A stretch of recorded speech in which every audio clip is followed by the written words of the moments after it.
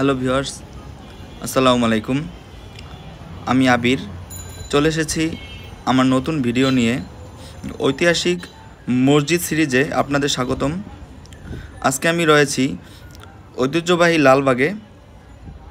আজকে আমি আপনাদের সাথে নিয়ে দেখব খান মোহাম্মদ মৃধা মসজিদ, যেই মসজিদটিকে স্থানীয়রা জিনের মসজিদ হিসাবেও ডেকে থাকে। তো ভিউয়ার্স, চলুন যাওয়া যাক।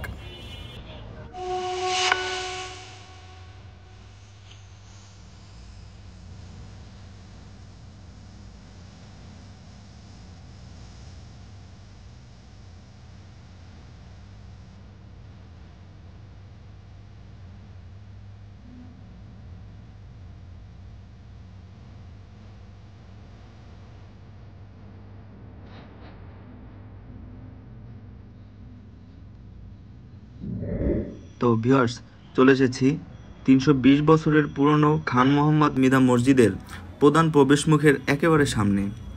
1705 খ্রিস্টাব্দে খান মোহাম্মদ মৃধা এই মসজিদটি নির্মাণ করেন। মসজিদটির ভিত্তি প্রায় 15 ফুট উঁচু একটি প্ল্যাটফর্মের উপর। ভূমি থেকে সিঁড়ি উঠে গেছে মসজিদের বেদি পর্যন্ত। এই সিঁড়ি বেয়েই মসজিদের একেবারে উপরে উঠতে হয়। এই মসজিদটির নিচের অংশে একটি রহস্যময় স্থান রয়েছে। সেটি দেখতে অবশ্যই ভিডিওটি শেষ পর্যন্ত দেখুন।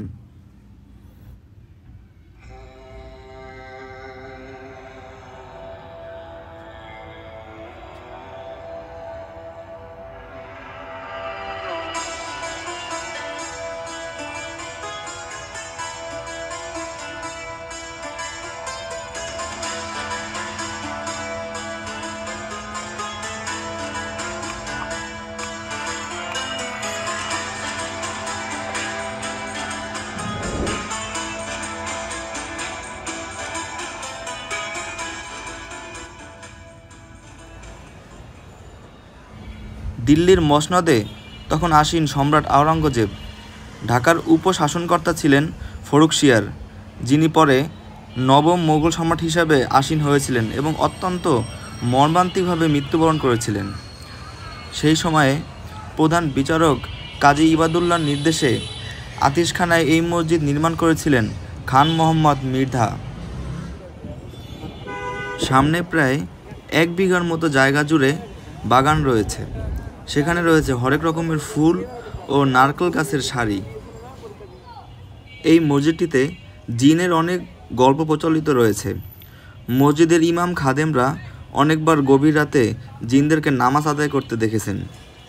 এমনকি জহুরুল ইসলাম নামে এক খাদেমকে একবার গভীর রাতে জিনেরা মসজিদ থেকে তুলে নিয়ে গিয়েছিল। মসজিদের নিচের অংশটি সবসময় তালাবদ্ধ থাকে, কাউকে এখানে প্রবেশ করতে দেওয়া হয় না। আমি সিদ্ধান্ত নিলাম যেভাবেই হোক ভিতরে প্রবেশ করব।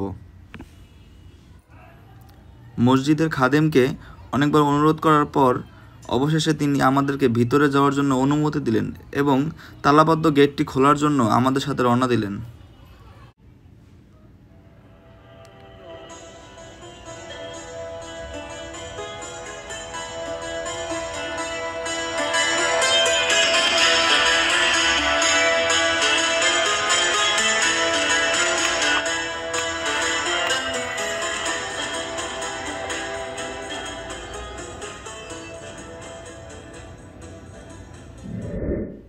এই মসজিদের স্থাপনা অভিনব।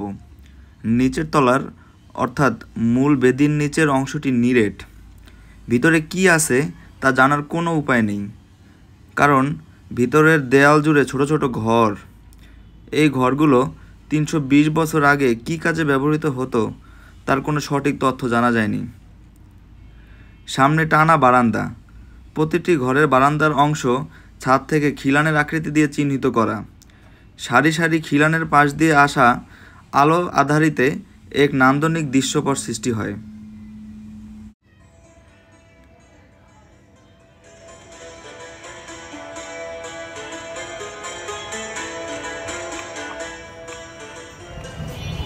তো ভিউয়ার্স, মসজিদের এমন একটি জায়গা আমরা এসে দাঁড়িয়েছি যেই জায়গাটার রহস্য আসলে এখনও কেউই ভালোভাবে জানে না।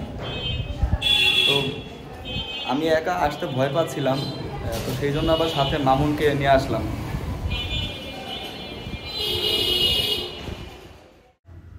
তো ভিউয়ার্স, আজ এই পর্যন্তই।